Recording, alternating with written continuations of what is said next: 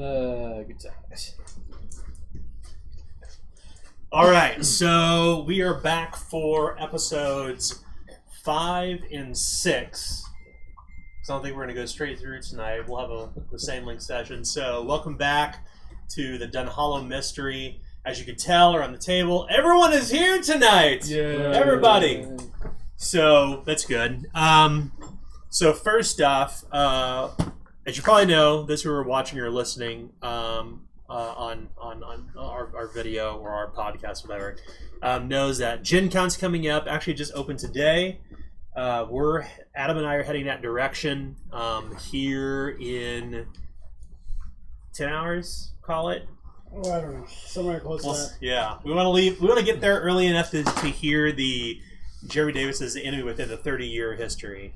So we're going to try to book it out to Indianapolis here from Kansas City and hopefully make it. But we wanted to have we still wanted to do our game tonight because not all of us can go. Obviously, as you probably know already, we were nominated for Best Game and Product of the Year in the Ennies, which is super fucking cool. And everybody around this table has been a massive contributor to it, whether they wrote or participated or play tested or helped us number crunch in the case of Walter and Mike.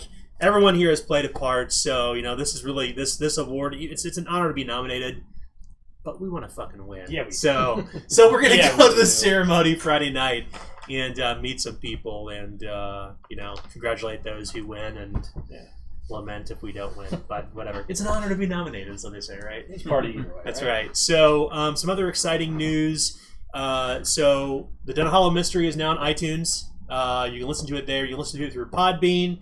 You can listen to it on SoundCloud. You can watch it on YouTube.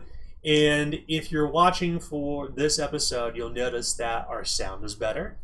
Our video should be better too. Hooray. And in probably about 2 to 3 weeks, we will have a different setup. We'll have a camera over on the left side, a camera on the right side, a camera on my beautiful face, and then a camera on our grid, because our intention is to use the grid when we have combat once again in Zweihänder, and I know that a lot of us have been looking forward to that. You can't see it in the video, of course, but over here there's like all these figures we've been keeping in bins for some time. We're gonna drag them back out and use them when we do combat in this game. So, second big announcement. So the Grim and Perilous Library is now live. Some of you probably have heard of the DM's Guild, which is super cool. So Wizards of the Coast partnered with Drive-Thru-RPG and RPG Now. They're both owned by one bookshelf. They're just sister companies. They partnered with them so that people can make their own Dungeons & Dragons content. Well, we have the privilege of partnering with Drive-Thru-RPG, and we just launched the Grim and Perilous Library, a DM's Guild-like content community program at Drive-Thru-RPG. So we have 2 products up right now. One that is called Carrion Crows. It's a campaign folio. It's written by a guy named TK. He's actually one of our early contributors to the game. Right. So he did like a campaign setting, some magic items, some stuff called the Contagion, some factions. It's really cool. It's about, I think, comes in around like 35 pages.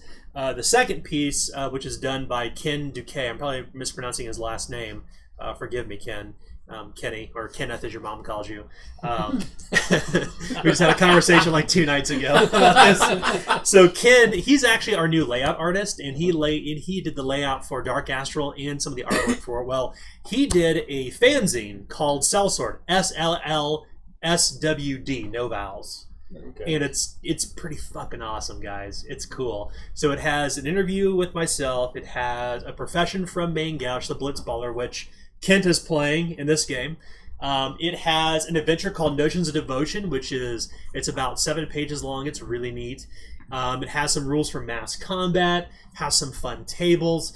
It really has a lot of the kind of you get the fit and flavor of Kenny in the magazine. So it's really cool. It's about 21 pages long. We're envisioning doing something probably every 2 months. And we're going to also do like a giant size annual every year, which we'll pick the best content in the Grim and Perilous Library and do like an annual sellsword kind of like remember the old X-Men, like you would get like the giant size annual once a year. Mm-hmm. Like we kind of we want to take like the best of material for the Grim Perilous library and do that. So Ken's going to take the lead on that. We also have a few other products. Rob and Sander, not Sander Clegane, not the Hound, but Rob and Sander have actually taken the Zweihänder rules and created a 4-page quick summary of how to run the game. It's super helpful for people who are new to the game. It's really good for new game masters as well. I highly recommend downloading it. It's completely free. But I have also uploaded 7 art packs. So A to Z the bestiary, A to Z in the professions, archetypes, races, cartouches, the Dark Astral artwork, the artwork from the cards, the magic cards, Divine and Arcane. We've also included some word templates, some fonts, some InDesign templates. So if you are really, if you're good with InDesign, you can use that. And it's already laid out in case you want to maybe explore printing in the future, hint. But we also have Word templates too for those who are not as savvy with Adobe products. So it has everything you could possibly need to get started. So I definitely recommend checking it out. It's at drivethroughrpg.com, or you can just go to our home website, grimandperilous.com, and just click on the Grim and Perilous library link, beep, at the very top of the menu. So, with that being said, all that out of the way, let's talk about the Dunhallow Mystery. So, last game, Walter was in Vancouver doing some really cool stuff. We talked a little about it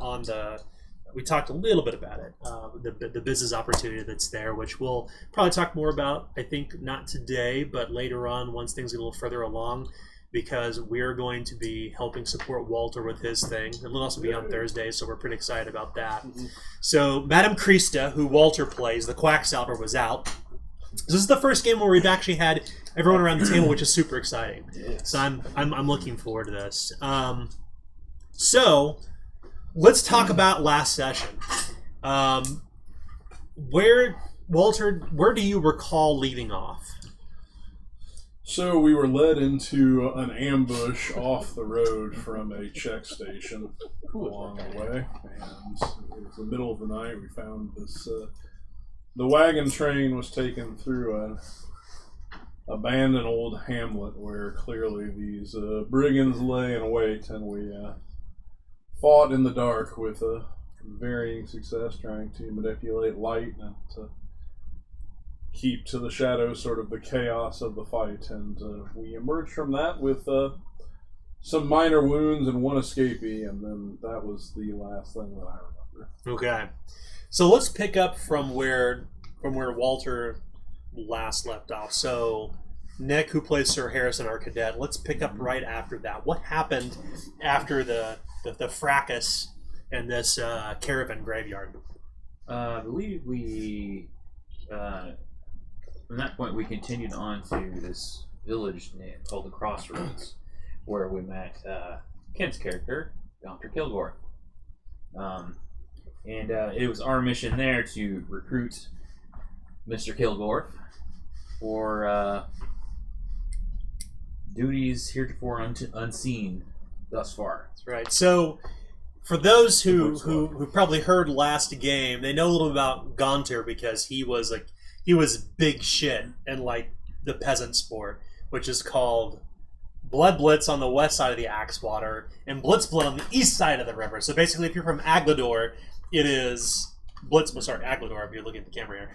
Aglador, the west side of the river, it's Blood Blitz, and it's on. If you're from the Rovaynian Girdle, it's called Blitzblood, or flip that backwards. But yes, so we introduced Gaunter, and Gaunter was in a stupor, as I seem to recall. He was a bit intoxicated. Just before that, we had a vignette with Gaunter where we kind of introduced him into his final game of Blood Blitz. His big defining moment. Yes, that's right. Yep. So stone hands. No one calls him stone hands. Not to his face. Nope. God forbid. He's like the largest man ever. I mean, between him and Madame Krista, you have kind of like these two powerhouses. But now, granted, Madame Krista is kind of small, but short, that is. But she's built like a gymnast. Yeah. And of course, Gaunter is like the tallest man you've ever seen. So, how tall is Lord Wesley? 6'2". So 6'2". Really tall. So Yeah. how tall are you? This game is really tall. 6'2". So you're about the same height. Okay. But he's like just block of muscle and I'm mass. slim. Yeah. So He's like 3 of me. That's right. You're a mountain of a man, right? You have what's that trait that you Mountain have? amongst men. Mountain among. That's right. Mountain amongst men. That's right. Mm-hmm. You're the tallest height, the largest build, and you can hold. He can. His hands are so large that he can hold two-handed things in one hand. So he could wield, like if I have this Zweihänder here, he could pick it up with one hand or a pole arm or whatever it may be. So he's a big guy, but Pays extra. that's right. But he Definitely always. But he is of course, as we know, he has been his time of playing Blood Blitz is over. So that's where we pick up Go ahead and continue if you would, Nick. So from there, we recruited him, and kind of an uneventful night. We stayed in the inn, and the next morning we set off, and we engaged in a wilderness travel event where things didn't go quite, perfectly, but okay. And we ended up encountering in the evening, late evening, a strange old man of the wood. That's right. How was he dressed? For those who remember, do you recall? Cole? He was wearing a wolf or a bearskin cloak of some sort, and that is it. Not a stitch of clothing other than that. Not a stitch of clothing. Yeah. Yeah, I can see you don't really stitch skin. That's right. He was very bare. Yes, Mm-hmm. that's right. Quite He's thirsty too. That's He's kind of thirsty. what drove him towards us, and we had a bit of a conversation with him. A few of us were a little bit wary of letting him join our group for now, but What's this man's name? Otrig. Otrig. That's right. Otrig and Otrig alone, no surname to speak of, and we ended up coming to some sort of agreement and allowing him to share our fire for the night. I believe that's where we ended. That's right. So Lord Wesley's the one who actually decided to share the fire, if I recall. Yep. In fact, Cole was pretty skeptical of this man in the first place, because when Cole saw him, what did you see in the woods? He was crawling towards us like an animal. And I told them this. On all fours, moving extremely fast for a human. So Lord Wesley, what do you recall of Otrig's conversation with the group? He was talking about where he's kind of from the north, and he had this like vision to head south to like find this woman maybe in a cave or something. He wasn't quite sure, it wasn't quite clear to him. But what we kind of sussed was that he might be seemingly searching out my great aunt, because he talked about like how houses were kind of like caves for people and such like that. So or a white stone or something. He couldn't quite make a whole lot of sense, but if you kind of connected some dots, you think possibly that's what he wants. And so, yeah, it's very curious. So is the manor house white? Because it was a white cave. Winterborne, I think. It was like the White Lady or something like that, or she was being pushed around in a wooden chair. So chair. They said a woman who glided without legs. Yeah. So on a chair of wood. That's right. Something. Yeah. So it was a whole lot of what most people would consider jumbled, Madden speak, perhaps, but it's hard to say. We'll see what happens in the morning, as we have all kept watch overnight. That's right. You've kept watch over this strange man who wandered out of the woods, seemingly on all fours from the darkness. He had no light, no torch, nothing. I got night eyes. That's I right. saw him You can clearly. see. Clearly. So I saw this man do this. Yeah, let's do initiative real quick. Yeah. We get that recorded. So good update, guys. Thank you. 9. Got it. Whoa! Good Last rolls game session, tonight. I rolled that. Oh, nice. 3 or 4 game sessions where I rolled a 1. So Kent, would you mind recording everybody's initiative? If I'm going to get it out of the way, I want it now. Wait, actually, I always want one. Don't worry about it. Sure. Do you need one? So I don't this have one. episode is sponsored by Coke Cherry Zero and LaCroix. That's actually not true at all. That's not true at all. No. It's actually sponsored by Culver's. Culver's Butterburgers. Culver's Butterburgers. Eat one a day, every day, to become Fat. an American. An American. An American. Good cheese. Harrison, 19. 19. Sir Harrison. Well Wow. done. Gunter, 18. 18. Dang. Well done. Oh, dang it. I know this. Adam, remind me your character's name again. My name's Tuck. Tuck, of course. Tuck Fitzroy. I could have said the accent. What do you got, Tuck? 19. But we got a match. All right. No, there's going to be another match. Oh. I got 18 on it. Okay, so we'll resolve matches in a moment. Cole, 18. Cole got an 18. Wow. Well, I got a 9. That's just it. 9. Lord Wesley, no team. 9. I got a 9. 9. Lord Wesley Winterborne with I rolled a 9. 1. Yes. And Madame Krista Wolf-feather with a 9 as well. Whoa! Oh my God. We've got Everybody- 3 Wow. matches. So, What? so the way that we resolve matches, we resolve the highest first. So you look at perception bonus between Harrison and Tuck. Who has the highest perception bonus? 6. 6. All right. So roll off. Roll a d10. Whoever rolls highest gets it. 6. 9. Whoa. Tuck is Okay. number 1. Tuck is All right. number 1. Are you keeping a tally over there too, Kent? Yeah. Okay. So So I just made it 19 tough and facing the camera so that they can see Gaunter it. and Cole also get a match. So what is your perception bonuses? 2. 5. 7. Okay. So then it will go Cole, then Gaunter. Alright, Cole. Hunter. Alright. Then we have Wesley and Krista with the match as well. 9 and 9. What's your perception 5. bonus? 5. Okay, roll off. Roll d10. Whoever rolls highest gets it. Roll the 1. I got 3. 6. Okay. Okay. Lord Wesley, you go last. 4. As you should. I'm just going to let them Lord. do all the work. So that way That's by right. the time it gets to me, I don't have anything to do, right? Lord Wesley is a delegator. He's not. Right. He's the guy who comes to move, but he doesn't really move. I He tell drinks your beer and people eats the how to pizza. pick things, Yeah. He's right? like, whoa, whoa, whoa! You're not doing that right.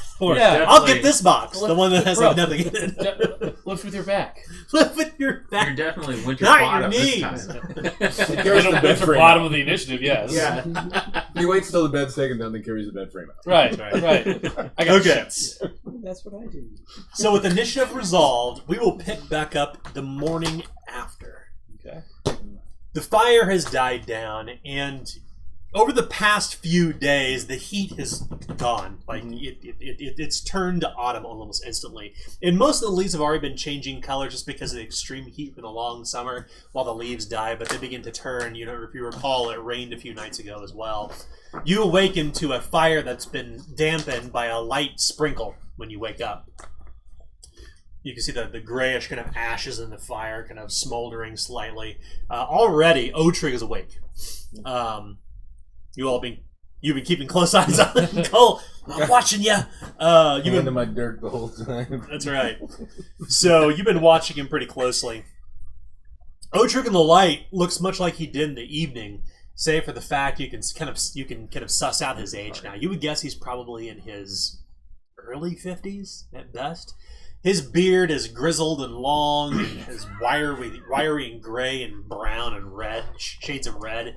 He has this full shock of like long reddish hair that kind of forms over his shoulders and it looks like he probably keeps himself, like he probably combs his hair out. But the man is covered in mud and muck and has dirt between his fingernails. It looks like he was lost in the woods for days. He has that look of somebody who literally got lost in the woods. He's probably been drinking from creeks and eating roots, and he's wearing this big shaggy like fur, but in the light it's clearly not bear fur. It's just furs of beavers and raccoons and everything else he could possibly find and kind of haphazardly brought together to form this large cloak. And of course he has nothing on beneath of it at all, and he is completely shameless about it. But when he recognizes he's in polite company, in particular when he sees that there are others who are kind of staring at him aghast, he kind of pulls them closer around him. He pulls a brooch from one of the pockets, like an old beaten up kind of bronze brooch, and pins it to keep it in place. You see him searching around the wood. He's picking up pieces of deadfall and throwing them back in the forest, picking them up, throwing it back. Like he's looking for a good walking stick. Do we awaken to imperiled, unhindered, or not at all? You do not recover any peril. Okay. You have not. It's still in the middle of travel. Yeah, that's right. We don't recover barrel or injuries or anything. That's right. All right. Well, So I didn't take my bonuses from Impervious Mind last time. I know. Last time was last time. last time was last time. I know. Talked about this. Things are moving forward. That's right. So, that morning, you ready yourselves to leave. Yeah, I mean, let's see here.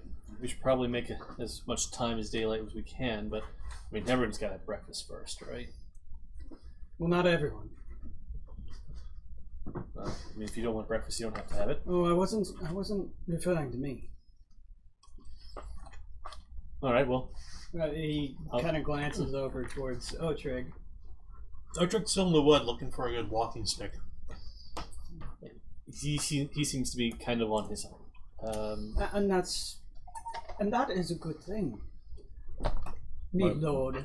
And my lord, we brought rations for this group. I've found that I wished it was more difficult to find a twig these last couple of days. Huh? Maybe he'll get lost finding that twig, and we'll be better. What? Perhaps he does. Shall we set off? We should. I mean, Excellent idea, Tuck.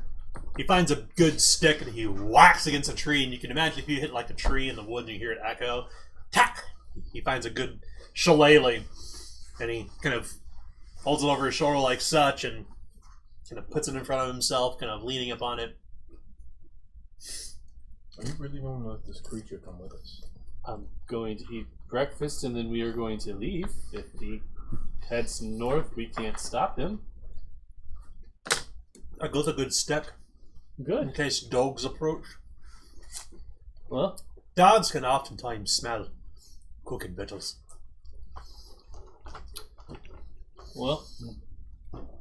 it's daytime, so I mean, we got dry rations. I guess we could eat on and walk at the same time. But you know, it's always nice to have a hot meal. Lord Wesley, Hey, you intend to continue your way north, eh? of course, yes. Would you have me at your side to walk alongside your coach, I mean, and not seek to displace anyone upon it? if you want to walk alongside, I don't see any problems. You nods. I mean, it's foolish to walk by yourself. He came out of the woods by himself. Indeed, which is why it's smart for him to walk with us. Strength in numbers and all that. Indeed. Military man's got it. You heard those wolves last night, didn't you not? Yeah, there was one at our fire. Well, and we kept it bright. It was good. No, he was at our fire. Oh, The man's right here. You want to say something to him? I have said it multiple times. I don't want him here. I don't understand why we keep letting strangers into our midst. It's already bit us in the ass once. we're about to go to a place full of strangers. Would you like me to alienate all of them too? Yes, I plan to. Okay, well, you can. If they continue to answer questions in roundabout fashion, then I would expect you to, me lord. Well, It's what you did back in Orlok, right? well, I mean, this man is not really beholden to me to answer questions, honestly. I mean, like, those that would be my people, or that would serve under me, I expect honesty. Well, it's a fair point and well made.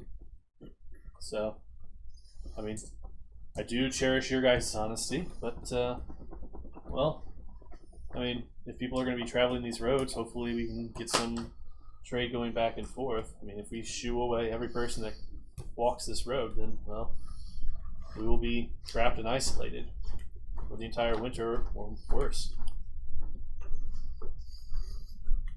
So, It's your world, my lord. it is indeed. So, we will have our breakfast and then we will head north. As I add a little sugar to my porridge. Up at least. I will accompany you to the Weald's edge. Huh? And for there, if you care not for my company, I will Take my leave. Well, He lowers his head.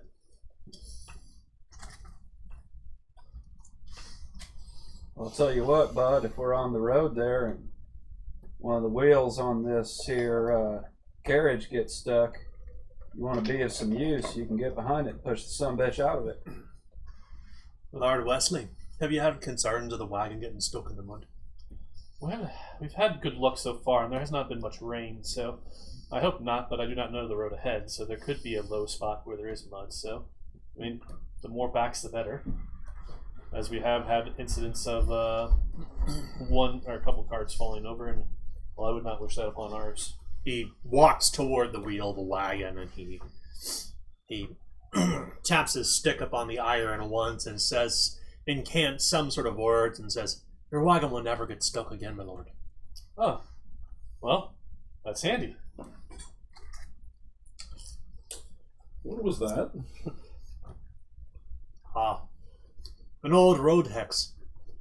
The same we would do with horses before they're shoed to walk them through the forest. Keep them getting stuck in the muck. Okay. What do you think of that? Is it safe, what he just did? Yeah, let me just consult my many years of training as a horseshoer and as a wheels. Oh, well, I'm sorry, I don't have any of that.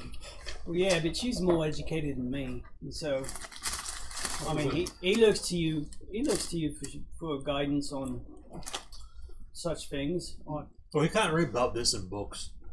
And being more educated than you, Tuck, is a very low bar to clear. Thank you. I don't know. It doesn't look stuck now, so I guess it worked. Well, either we get stuck and we get stuck, or we don't get stuck. And hey, great. Yeah, we'll have rain Isn't today. that what faith is about? Believing in something will happen, and then it happens.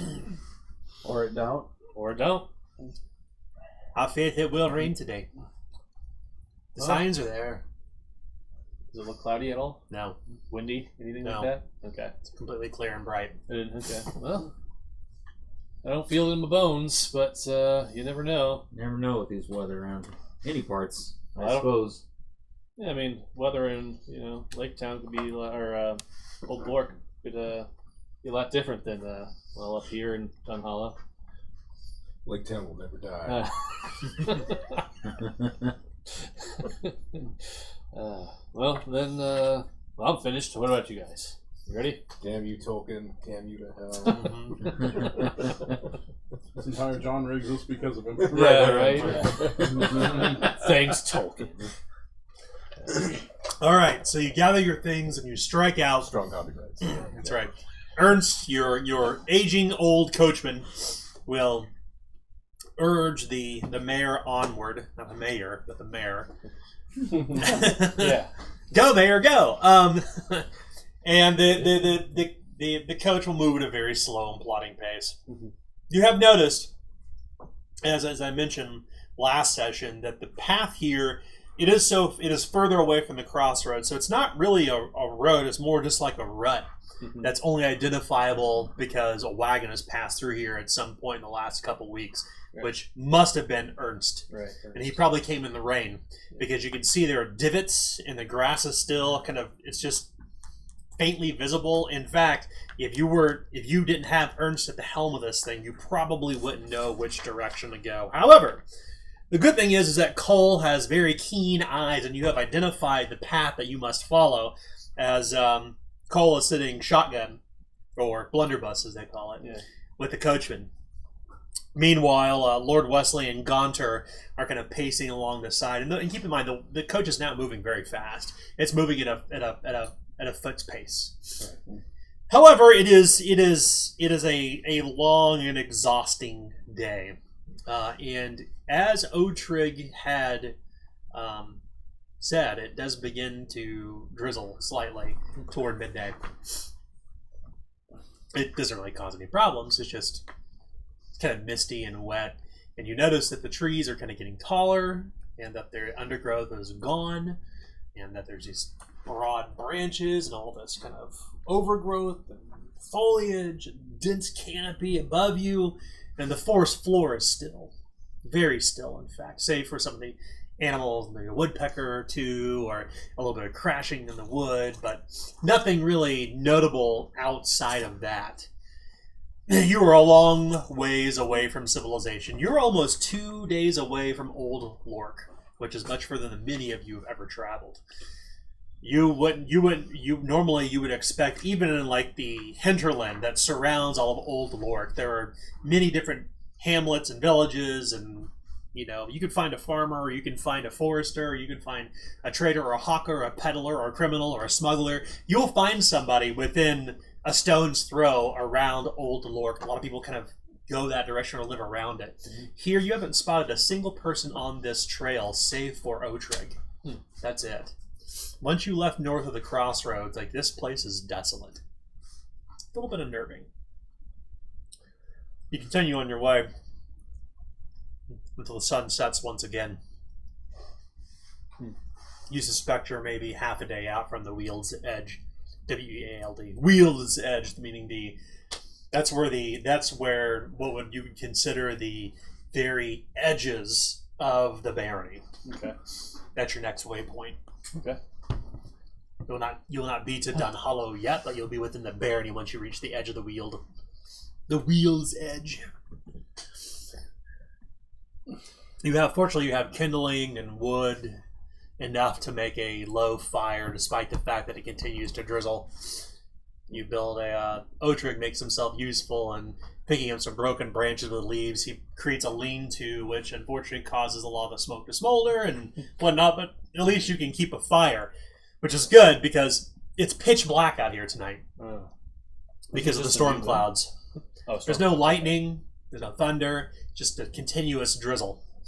And it's soaking through to your small clothes and boot socks. Some of you sleep inside the carriage, others do not. The next day comes, and you continue along the way. Still raining? Still drizzling, yes. It's like if you know, like in early autumn where you get those light drizzles that just continue. It's not like rain; it's just like almost like mist. Mm-hmm. It's kind of what it feels like. It's just it's not incredibly hot by any means. It's not chilly either. It's somewhere in between, but it's a little humid, so not comfortable by any means. And you would guess maybe just a few hours after that, after you've broken your fast, that you make it to the Weald's Edge. And you know this because you can see these signs kind of erected along the edge of this wood. In fact, the Weald's Edge is marked curiously by these old pair of oak trees that are tall and soaring but have no leaves at all. They're completely dead. They look kind of brownish gray. Can I take a look at them? Yes. Tap on them, see if I can figure if what makes these oak trees so special. Well, if you recall, the value that the barony has is in lumber, yes, but more importantly is in a rare lumber called ironwood. From the saplings of old growth trees and petrified forests grows ironwood. Very short saplings that are extraordinarily strong. These two trees are completely petrified, stone hard. Even their great boughs that reach toward the sky look frozen in time, turned to stone. We'll get out to examine one of the trees closely, as I have a built-in lifelong interest in botany and things along those lines. And a feel my handle on it. You notice curiously that nothing seems to grow around these trees, just thick forest. No saplings to be found. Were you to find any sort of ironwood, it would always be a sapling. And they're very, very rare. They're hard to identify and find. It would take a proper forester to hunt one down because they do not grow very large. But these trees are certainly, they are as if they were made of stone. They seem hollow inside as you tap on them. Oh, grand entrance. They almost seem to kind of frame the road. But beyond that, this vast forested valley of these tall fern trees. The smell of the evergreen is pungent here. Well, I don't know what I expected exactly, but this is certainly quite striking. well, all the land the sun touches is not well, it's quite impressive, I think. Petrified trees. Huh. The road itself, with beyond those petrified trees, is a shallow road, meaning it's hard to really see anything. In fact, you strongly suspect that nobody takes this route. Nobody leaves the barony and leaves this direction. Cole's gonna walk over to the tree and slap it and say, "Oogity boogity boo! You're gonna turn to stone forever now." So is he leaving? I don't know, Otrig. Have you figured where you were going to go now? Have you made more sense of your vision? He shakes his head and lowers his head. He lowers his head and shakes his head. Nay. I didn't know. I came too far south, I think. Well, but I believe the high holy hill is where I need to be. And if this be Dunhallow, the holy hill, that is the direction I am going. No, it's still north from as far as I can understand. Ernest, about how far away would you say we are from Dunhallow? He ponders for a moment, not because he's thinking, but because he isn't paying attention. Yeah. Suddenly, you can see it's almost like the clock begins to tick once again. Yes, maybe 3 hours at best down through the valley. Huh. You find Dunhallow. So we can make it there by daylight's end? That we can. That's good news. I got about maybe a half a day's worth of ale left in this cask here, and I'm going to be bone dry, so if we can get to it. Well, we are up on the border, so forward. You begin to move into beyond the Weald's edge into the barony. And Otrig will trail behind the coach. He clearly does not feel welcome. As you begin to pass through this forest, you can hear these distant echoes of what sound like foresters, the sounds of axes striking trees, but they're not close, and they're all around you. You would guess they just kind of echo throughout this wood at all times. Every once so often, perhaps the wind will carry the sound of voices your way, but you can't make up what they're saying. They're so distant, and you haven't spotted anyone around. But you can smell like smoke. You can smell that likely there are charcoal burners in this forest who are turning the wood to charcoal. But you've not spotted any of the foresters at all. Eventually, you break through the trees into this wide, low valley, this kind of broad, low valley that is broken in places by these silver strands that must be creeks or rivers that run through all of them, run through all the barony. And beyond that, you can see kind of spots of trees on the horizon along hills and such, clutches of trees, and these kind of small, low buildings. Every which way. You can see up on the horizon, of course, there are these kind of trails of smoke everywhere. And in fact, the smell of burning smoke is very, very apparent here, as you would certainly guess that the people of Dunhallow are charcoal burners and foresters.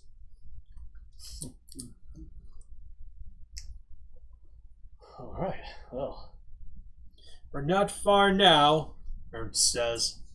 And with that, he begins to pick up speed. You leap up on the side of the coach as you're holding the runner. You're holding the top bar and the runner's along the side, and it begins picking up speed, moving faster and faster and faster until the mare is like moving at a full breakneck pace as you're kind of barreling 25 miles an hour down this long, winding, low road, sweeping between these villages where you can see these fences have been erected around these small plots of farms. You can see all these goats kind of gathering along the edges of the stone where it rises toward these low, rocky hills. We quickly swing around these kind of clutches of trees where you see people watch you kind of curiously and with great suspicion as you're sweeping through the valley. I turn around and see if Otrig is he just long gone by now? You have lost him. He is gone.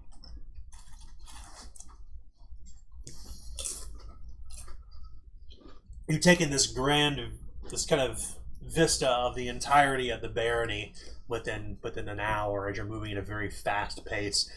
Eventually, you come to a point where the coach begins to slow down, and you can see this long covered bridge, this old wooden bridge. It's covered completely. Bridges of Madison County, which is actually in Missouri. Mm-hmm. Didn't know that.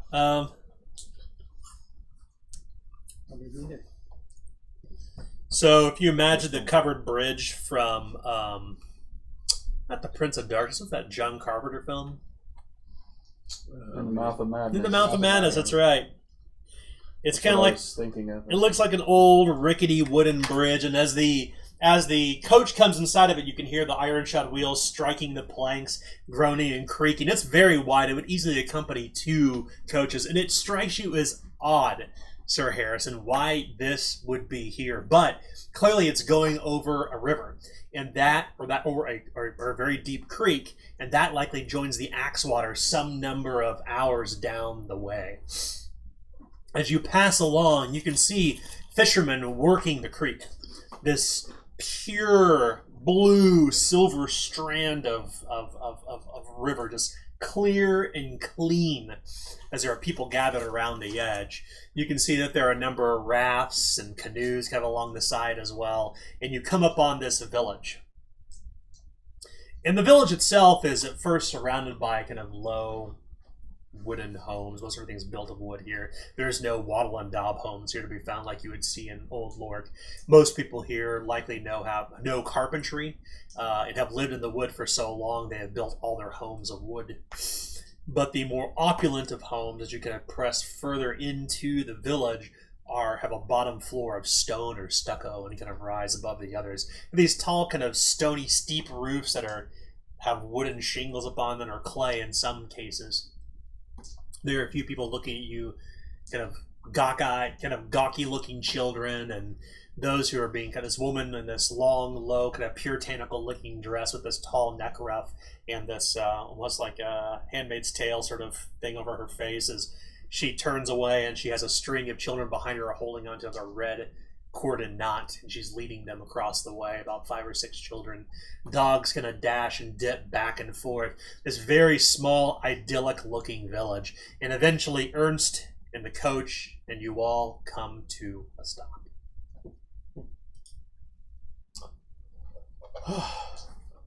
This is it. Well, I suspect this is the mayor's house. Is that right, Ernst? He wrinkles his nose.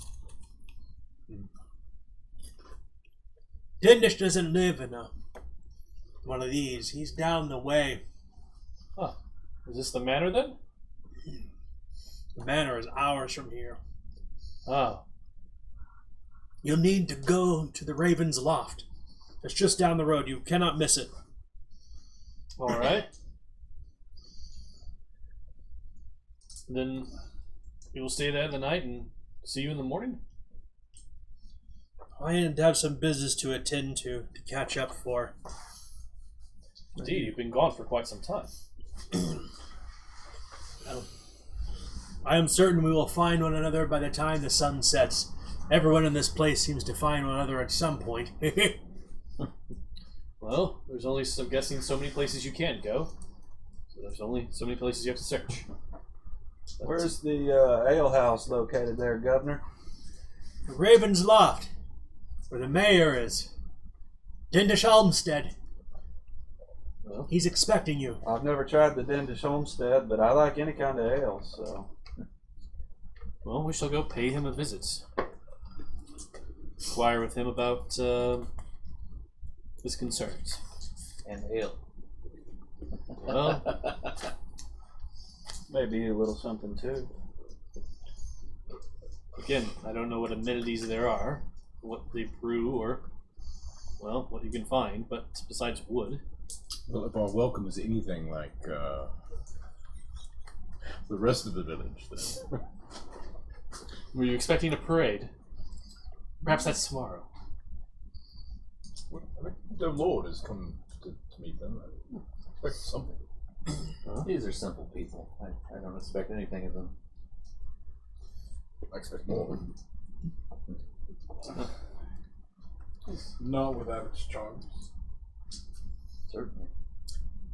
The road here is some dirt and wood planks and stone in places.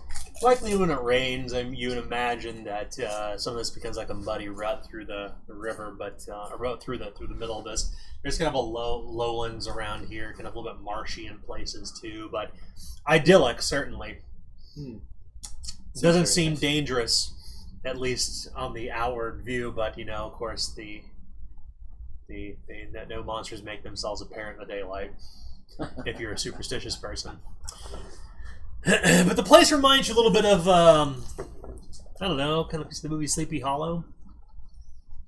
The people are kind of watching you, or they're clearly intrigued, but as you kind of walk through and your eyes meet theirs, they clearly either lower their gaze or continue to their work. One man has a pitchfork over his shoulder, and he's watching you with he's kind of enamored as Madame Krista comes into the town, and he kind of narrows his eye at you and quickly goes back to his work. Give him a half smirk. All right, well. Do you read Suttercade? Do you read Suttercade? This is such a lovely place full of friendly people. You always hear about people out in the countryside being, extra polite and all. Right? I mean, isn't that the way it's supposed to be? Well, I mean, there's friendly, and then there's, well, there's overly friendly like our Lord, who welcomes anyone in, or there's cautiously friendly like I think these people might be. Oh, so what? You'd have to strike up a conversation then, and I think you would be fairly accepting, right? Or you could just accept everybody, like a beast from the woods, and. I think somebody had a crush on you. Maybe I should go and talk to him and see what's what. Well, the fellow with the pickaxe. I don't suppose I know what you're talking about. I was trying to make a joke, but I feel it was a bit too simple. I saw the gentleman. He is. These roads are obviously not very well traveled. I don't even know probably when they had the last visitor, but we'll go speak with this mayor and, see if we can get a feel for the place. So far, they're cautious. That is, maybe part of their nature. I would settle for a bed. Your expectation for the many years most of you have lived in Old Lork would be, once you come back into town, you have to shoo away gutter snipes and beggars and other rapscallions from trying to sell you magical baubles, or to pick your pocket, or to beg a few pennies in their cup, governor. But you see no such thing here. There are no beggars. There are no people who appear to not have a place where they need to be. Everyone seems to be attending to some sort of duty, like they're doing something here, that they're making something of their lives. But this place does not seem to be, I wouldn't call it rich by any means, but on the same token, you suspect that the community here is much stronger than you would find in Old Lork. Indeed. People that have business to do. You're not being beset up on by peddlers, essentially, or hawkers, which is very uncommon, or just very common, I should say, in Old Lork, but here you find no such thing. In fact, as you're walking through the town, everyone's turning to look at you as they're kind of going about. There's one man there's a cooper who's working an anvil like in the middle on the side of the street. You can imagine like an old westerny town, like he's tink tink tink tink. He stops his work to watch as you continue along, but as your eyes meets his, he lowers his head and continues about his business, working the iron on the anvil. The roads wind throughout all of Dunhallow village. There are no street signs like you would find in Old Lork, although you can imagine getting lost in the streets here, for they kind of wind up and down through hills, and they seem to crisscross over parts of the river that breaks through here, and there are covered bridges everywhere you go. Low covered bridges, high covered bridges, broad covered bridges everywhere. Why are the bridges covered? You ever seen that before? Well, Never. I mean, I'm guessing that since this is a pine area, I mean, you fall down just to help keep water off the bridge.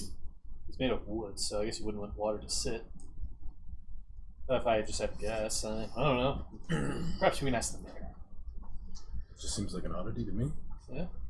You see a few children chasing after this large black pig that's squealing and bouncing. They follow it down the way. This place is clearly settled by families, husbands, wives, children. Everyone probably works in service to the community. And you come to what you would suspect would serve as the ale house, although it would be tough to call it that because it resembles more or less a low workman's building that's about 2 stories tall. But as you approach, it says Almsteads. I believe that's the place, Olmsted. I thought it was the Ravens. Yeah, that's what I was thinking. You see a ton of crows all along, perched along the side of this place. The exterior of the building is littered in white and blue and purple shit. Well, there are your ravens. Are crows ravens? Well, there's something. Blackbirds, you know. Same difference as far as I can tell. It's racist. As you walk inside, would you give me a pop, please? Yeah, Ken? what you want? Just a Coke Zero would be great. As you walk into this place, all 6 of you, the place is pretty quiet, save for the fact that there are a gathering of men kind of settled near what looks like an upright turned barrel. The men who are surrounding it, you immediately see that there are 3 people who have a monk's tonsure, and they wear loose brown not a horse hair. I'm talking about like a hair, like what do they call that? Hair shirt, like monk's cloth, like rough spun wool tied at the waist with rope, and they are they're standing over a barrel. And the man who's behind them, this kind of tall, but he's pretty tall. He's a little overweight. Looks like he's kind of one of those guys who is maybe a little more muscular when he was younger, but in his elder age, after he had children, he's not. He's turned a little gray. But he's wearing a tall steeple hat with a big belt buckle in the front of it, and he's dressed. I mean, what you can envision looking like an American pilgrim. He has black polished shoes. He has tall pantaloons, white stockings with pantaloons, and a vest over a simple white shirt.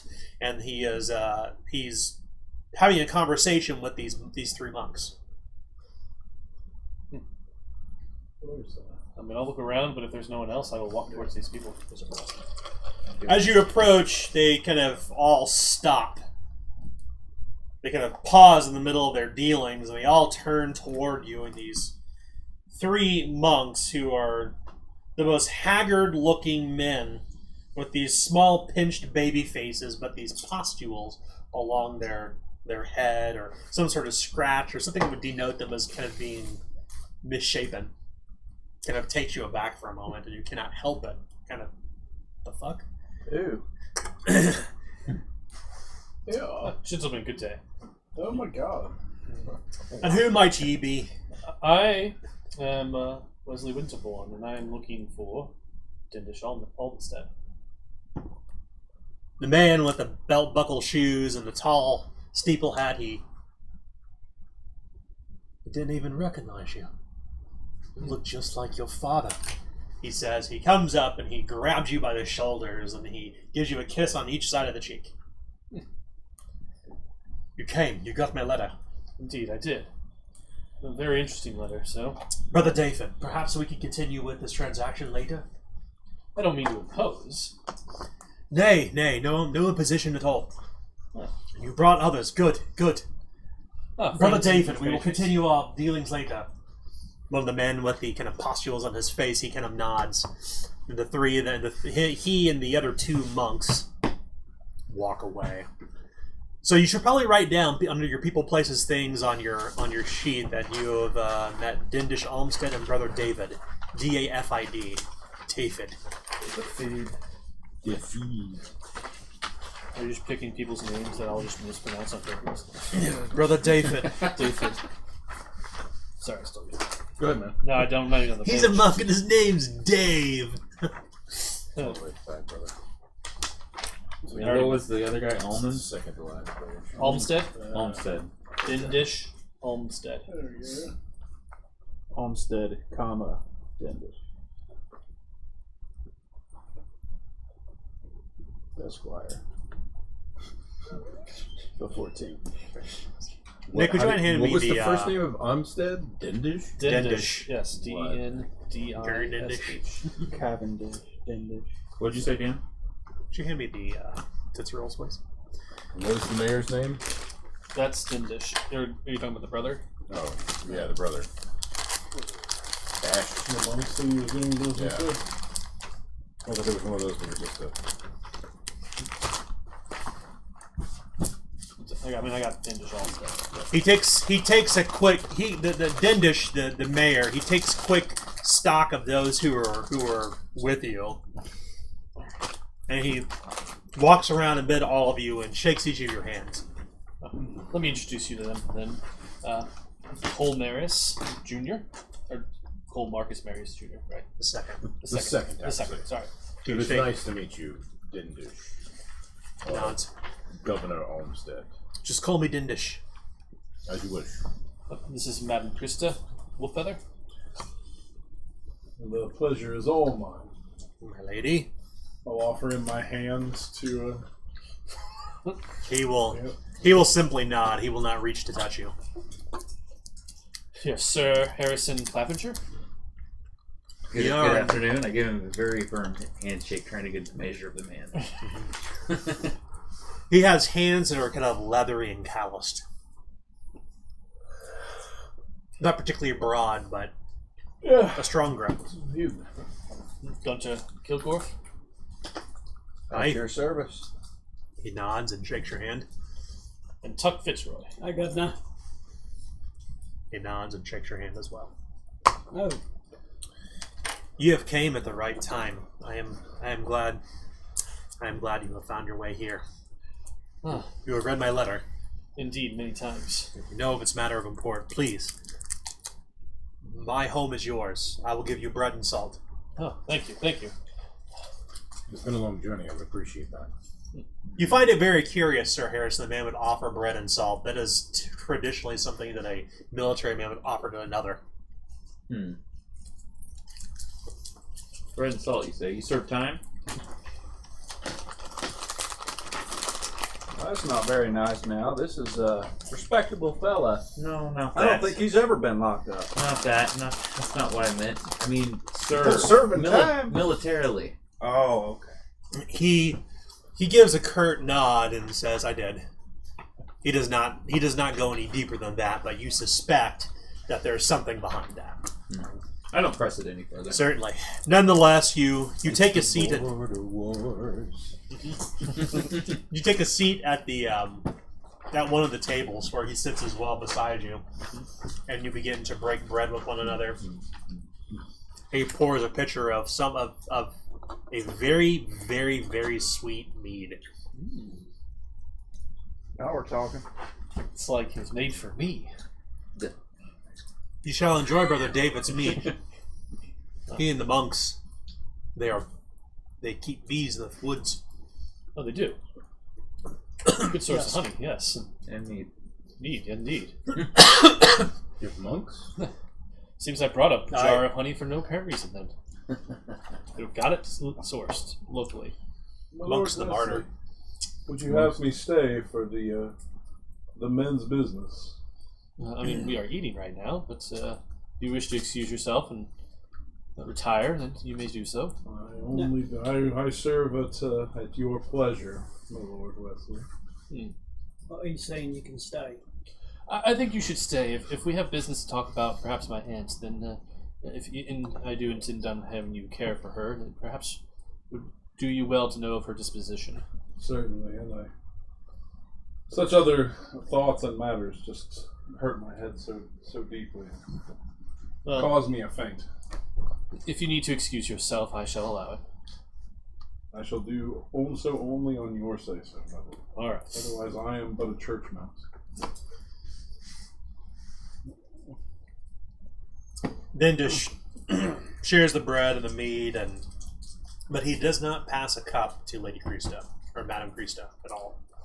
I'll give him the dirty eye, see if he's understanding the shade I'm throwing his way and my worth. When it comes time for a refill, I pass my cup to her.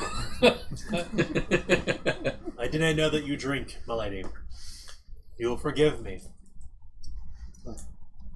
I'll nod and take Sometimes a sip clean of it. water can be hard to come by in Old Lore, you see, so most people will drink with their meals. Where we are from, women traditionally do not sit and talk business with the men.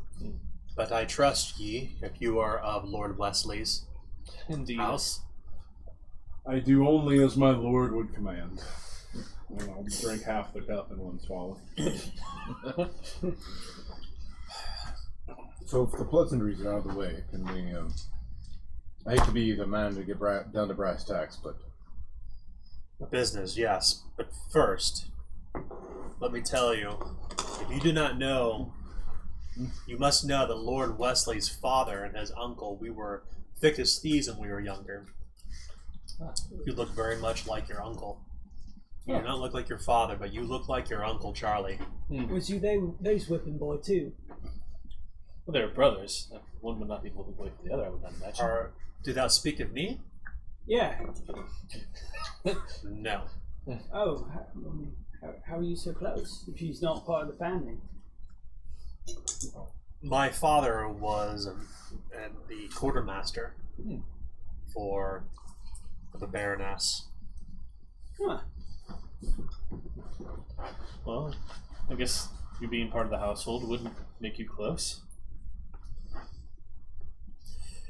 Indeed. Your father was some number of years ahead of me, of course, but I was closest to your Uncle Charles. You have his look. I've only heard tale of him, and only those positive. But, so it's always interesting to hear what your parents might be getting into when they were kids. And Certainly. I was told once that I had to wait until I was 30 before I could be told any, ne'er-do-well stories that he may have done. Well, he still didn't tell me anything. He laughs.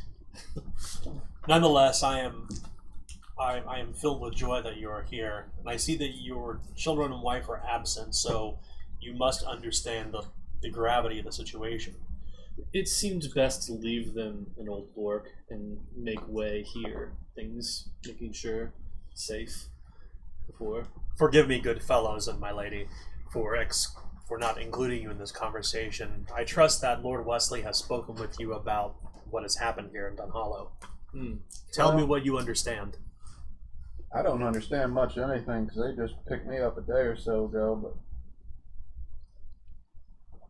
Lord Wesley's always done right by me, and if he needs my help, and there might be a little profit in it, then I'm here to be useful in any way that I can. the letter spoke of up-jump knights and leeches that are trying to suck your land dry. Well, yes, but that is an ancillary concern. Then the man who is trying to rob his aunt's wealth, is that the man? Aye. Hugo Downing? Mr. Hugo Downing, yes. Hugo Downing or Hugo Downing Jr.? Well, he's a Downing. I do not know if he is a son or a son of the same name or not. But I tell you this, Sir Hugo Downing is a devil of a man. He is a barrister, which means he is not to be trusted, but doubly so since he has come under the employ of your great aunt, the Baroness. And you say that she has dismissed most of her other household and keeps only him? I would have to tell you that, I would have to turn back the clock about 9 months ago. It's been so long. It does seem unseemly for an unmarried woman to keep company in such a way. Does she not have any ladies in waiting on her? Goodness no. Oh. The Baroness at this age has no ladies in waiting for. She is a spinster, She is never to be married. Well, still, you can have some help. That's... Your great aunt has survived both your uncle and your father. Indeed. And she is certainly too old to bear children, even when they were young. You must understand, the Baroness Winterborne is nearly 80 winters of age. Oh, wow. 80. Is that possible? Well, I mean, the driver, the wagoneer, has to be in his 60s. I'm a godly man, and I believe that the Baroness has been gifted with longevity by the custodian. However, as Lady Death does, she has come to call. The Baroness's facilities have waned in these past 2 seasons. 'Twas, I believe, before that she was fully infirmed that she had dismissed most of her household. I suspect it is due to the influence of Mr. Hugo Downing. He was, of course, keeping the records for the house after your father had died. God rest his soul. So she gets infirmed and she lets go of her elf. Wouldn't that be when you need more elf? No, she dismissed them before she went confirmed. Oh. So she was in her right mind, apparently, when the decision was made. Oh. I was the Baroness's houndsman, quartermaster like my father. 'Twas dismissed, and I have taken up here. This is a town hall, in fact. But it is a place that menfolk come to share stories of their toil, and much like women, they oftentimes will sow rumors and tell tall tales. The Dunhallow village is very, very small. It seems like it would be a tight-knit community. We keep to one another. Certainly every man and woman and child has their place in Dunhallow. But we are many, many, many days away from any other settlement. We do not get travelers through here. Did not seem like the roads were traveled at all. Nay. Have you any news of the Baroness as of late? Nay. I was told that it's still about a couple hours away, the manor is. Aye. The estate, or Winterborne Manor, is through the woods. It's some number of hours away from here. When was the last time you heard of her? The last time I spoke with the Baroness was well before she was infirmed. My dismissal, or I should say, my unemployment, was issued by Mr. Hugo Downing. It was right and proper, as I would only expect. I was given a writ. It was dismissal of employment with a certain amount of surplus in coin to continue to help me to live out the rest of my elder years. But you've never met with the Baroness. I have met with the Baroness many times, but she is not the one who dismissed me. It was her signature upon the writ. But I strongly suspect. But I am certain that it was written by Mr. Hugo Downing. So no one has yet verified whether she's still with us. Do you still have your writ? I do. You want me to make it say that that she's hired again? Is that what you want? He kind of is taken aback at such a suggestion as you suffer one corruption. You realize that these people are very traditional. He kind of wrinkles his nose. I do not know what that would accomplish, Mr. Fitzroy. Get your job back. Isn't that why you had us come out here?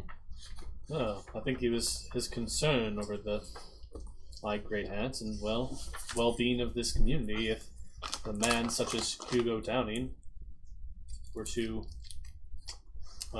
gain control. So, I don't... Help me understand here. Is the issue that you're upset that this man replaced you with another houndsman / quartermaster, or No. or what?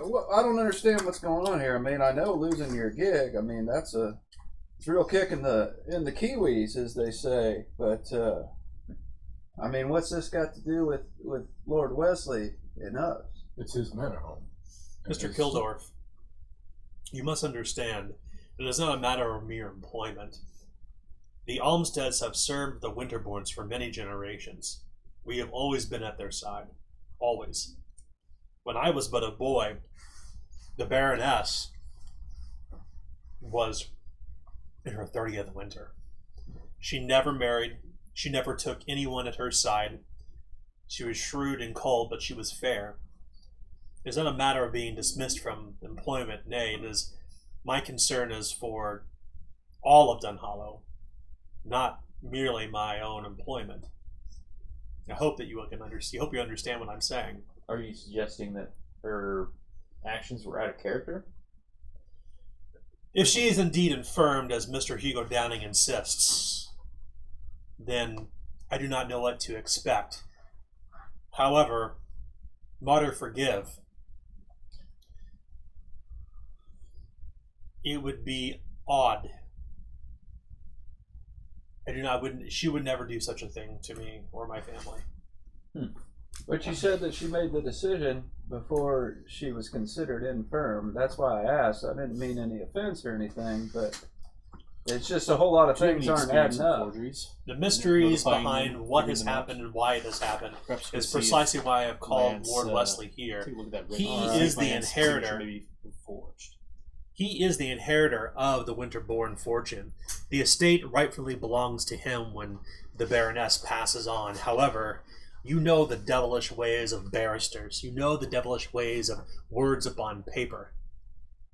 So you're thinking that he's trying to basically pull the old classic move from the playbook when it comes to an up jump through nefarious means. You think that this man's trying to take advantage of Wesley's aunt's condition to make moves on her estate and on her people by proxy of her. Is that what you mean? Something along those lines, or that's what you're trying to find out? I take it. Has this man made a marriage proposal, or? You are asking me questions, Mr. Kildorf, that I cannot write, but I cannot answer. But know this. Mr. Hugo Downing is the worst of Walstanians. He is not only a Walstanian, he is a lawyer. If he is to see his writs, the things that he has, the edicts which he issues forth from Winterborne Estate are insured by the Baroness's signature, her seal. I do not know what passes from there to beyond. No riders have come through the town. But at nightfall, the townfolk say they see riders around the estate. Those who stay late to work the woods, late night foresters, they say that they have seen riders around the estate, so I know that he is having congress with other folk. I just do not know who they are. We'll suss it out soon enough. Well, if he's got a complement of men at arms in his service, or? Nay. What need would a barrister have of men at arms when he has pen and paper? Well, they do say that the pen is mightier than the sword, Gaunter. 2 years, though. Well, sure, when you're in a room full of people with pens. You will, Mr. Kildorf, I think you will find that anyone here in Dunhallow would be surprised to find anyone armed with even a spear. There are no soldiers here in Dunhallow. There are no men who carry swords. They have no need of such. What of bears and such of the forest? How do you defend yourself? There are watchers in the woods. Brigands and pervos? There are no brigands through here, Mr. Kildorf. Yeah. We are so incredibly far away from civilization that no one would have any need of Dunhallow. I wouldn't try and defend myself from a bear with a sword, though. You know, I think you'd want a blunderbuss or a bow or something like that. Yes. We're not getting near you. Well, okay. I mean, the military hunting type, implements, probably. you know. Sure, they have some simple weapons. Well, Axes if they cut down trees. well, If My Lord Wesley, I must interject. If you're insisting that you intend to bring swords to Dunhallow to solve this issue... No, I'm saying that there are none here. I am trying to keep the peace in Dunhallow the best I can. Of course, of course. You must understand the people here are not accustomed to the ways of old Lork. Of course. Where you may come to swords and bows and blows in the streets that will buy you nothing here. On my honor, I am offended that you would think this of Lork. To be fair. My family is from Lork, and we don't just wrestle in the streets where I'm from. To be quite fair, your family name is warning shots, not words. That is my father's motto. Oh, I thought you said the king had made it, so I apologize.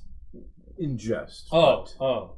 Well, fellas, I think it's pretty clear that this feller over here knows about as much about us and where we come from as we know about him and where he is. So indeed, so it might benefit some to listen.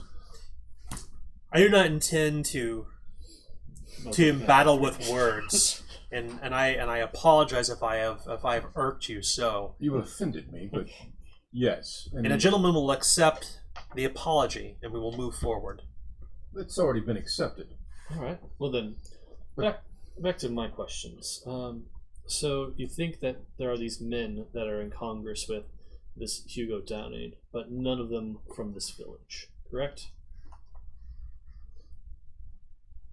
I believe so. Okay. I cannot confirm. I do not have the facilities to do as such. Ah. That's understandable. I mean, like you say, you hear rumors here, but... I am no lord. I am no man of such means. I am a simple man. I do not know how to make heads or tails of the situation. I can only tell you what folk have said here and what I have experienced. Well, if you think this Hugo Downing is, a cheat, then... And you think that he is ill-mannered, I mean, perhaps he did get rid of you and not my aunt. So would it be possible for us to see your writ? Maybe examine it to see if perhaps it was forged. The signature, at least, of my aunt. Or other writs. It is something that I do. Certainly, of course. I will give me just a moment. I will need to go upstairs. Yeah. He will retire upstairs, leaving you to yourselves in the next 10-15 minutes. Wait a minute. So you's in the business of making licenses too? He's an investigator. Oh. He exposes I make sure I expose counterfeiters. I've done this for the law before. Well, I think y'all are in the same business, just at opposite ends. Is what it we- sounds like. We are. Hey, I make licenses. But hey, I'm on the more legal. I think it's safe to say legal side of that. we got the spectrum covered between the both of you. Hey, So. But this man has got a stick up his butt. He is quite Well, does the he think charmer, I believe, is what you're trying to say. A very, yes, he won't let you drink. quite the He charmer. talks down to us like we're scum from, like locusts. He Like, talks down to you like he should be me.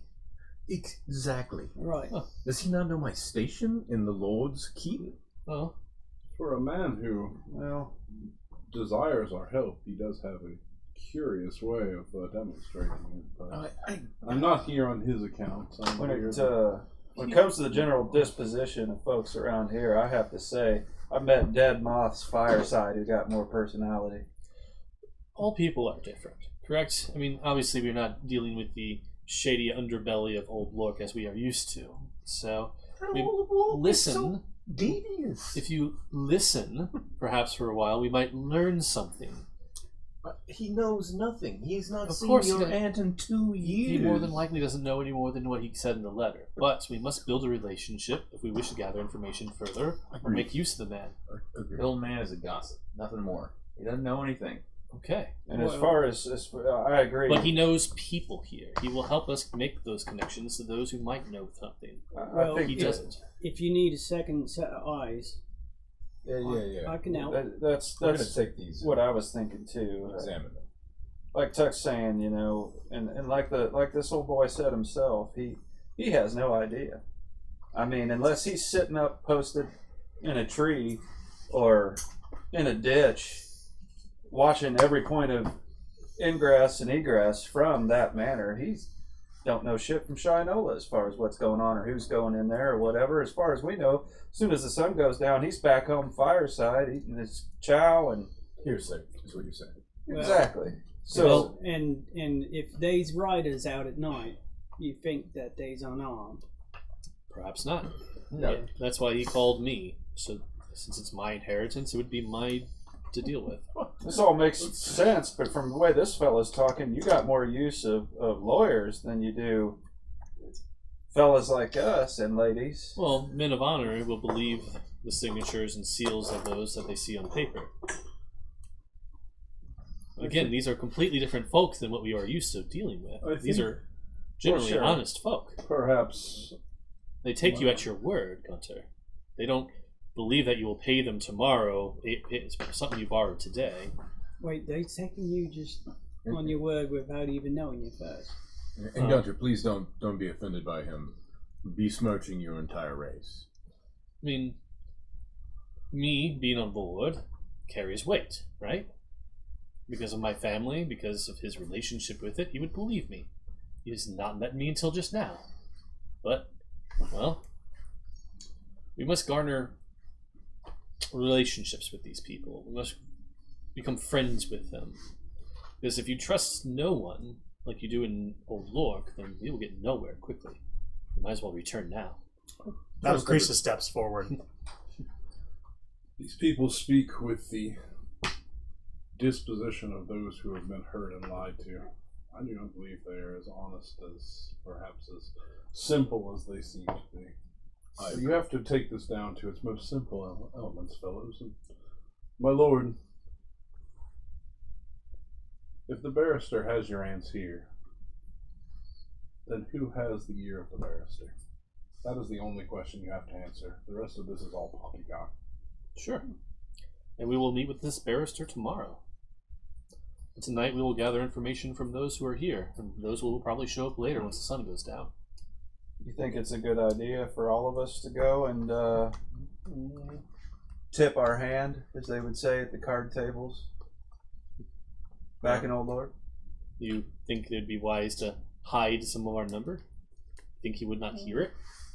I don't think we need to go any trouble to do any hiding, but I mean, you know, if this fella, all I know is the further we go along, it seems like the less we know, and we need to get eyes on the estate, but it's kind of like that old Gothric general said that one time, you know, you only show your enemy what you want them to see, right? Mm-hmm. So, I mean, we're going to need to procure ale and goods and sundries, and I mean, there's maybe a little more ale. maybe some semi extended stay, you know, lodgings. There's a lot of things that need to be done, and I'm just saying, you know, division of labor and some delegation might go a long way, and perhaps if the Lord and one of his assistant or his, you know, pick one and go with it were to show up, it might put this barrister off a little bit, and you know, give him that confidence, that cockiness that we know causes all men to make mistakes. That's all I'm saying. And if we're going to be dealing with An underestimation. So. It's all right. If we're going to be dealing with riders, we're going to need a lot of pens for him to take them out with. Have you ever heard of, it's an old adage that my father wasn't, you know, he was a man of the world. It's, you know, small towns, the walls have ears. They already know we're here. We drove through the town. They saw all of us. Wesley was waving. Indeed I was. As the great lord should, but there's no mistaking these people are talking. The news is already spread. There is no way that he doesn't know that we have come in force. No way that he won't know that we've come in force. I think it would be a great boon for us to do such things like this in Lork, where we can actually hide our numbers. But again, this is everyone here knows everyone. We're out of our element here. That makes a lot of sense to me, and you know, I mean, we're going on the hearsay based on, you know, one man and a few other people that he's getting hearsay from. I mean, who knows? We might be able to come to an amicable, mutually beneficial decision through civil discourse. You never know. So all I'm saying is if we show up with the full crew and we're loaded for bear, as they say, that might go ahead and just squash the possibility of something like that right out the gate. Now, I mean, I'd be glad to volunteer to go and procure some ale and some supplies. Maybe find us a place that could lodge all of us, with the exception of yourself, my lord. Will probably find quarters in a nicer part of town, I would imagine. But of course, my home. Yes, it's imagined where all of you would stay. Downstairs, of course. Did we ever come up here as children? No. No, we didn't. No. I didn't think so. I didn't know you had a place out here, Lord Wesley. But That's then the again, man. I guess I should be welcome in my own home. A Did any familial of home. you have water bugs in your homes in Old Lord? Yes, of course. Who doesn't? So, all you would have to do is bring light to the chamber when the water bugs were out, and they would scurry right back to where they came from. So if you wanted to know where they came from, you just let them come out, you pulled out the light, and you followed them home. This isn't as complicated as we're making it. You simply pull out the light and see who the barrister talks to. The barrister will run home. Ah. Have you got... Well, we've got the lantern that's on the side of the carriage. Well, metaphorically speaking, Tuck. And honestly, perhaps the inspector and Tuck, this would be a job to which you are particularly well suited. It is something we've done before. Perhaps my lord talks to this barrister, and then you follow the barrister's movements to see who he reaches out to. So he's repossessing the manor home from him. I mean, this is about as much as my womanly mind can bear, mind you, so... Bear in mind that my advice comes with the limit of my womanhood, I suppose. I remember you said... My feminine facilities are just not as complicated as a man's mind. I remember you said once in front of another fella that was acting similar, it's because you have smaller cran something. You pointed at your head. You can hear Dendish begin to walk down the stairs. You can hear his heavy wooden boots kind of cluck, cluck, cluck, cluck. And we'll pause right here. We'll resume in 15 minutes. Oh, man.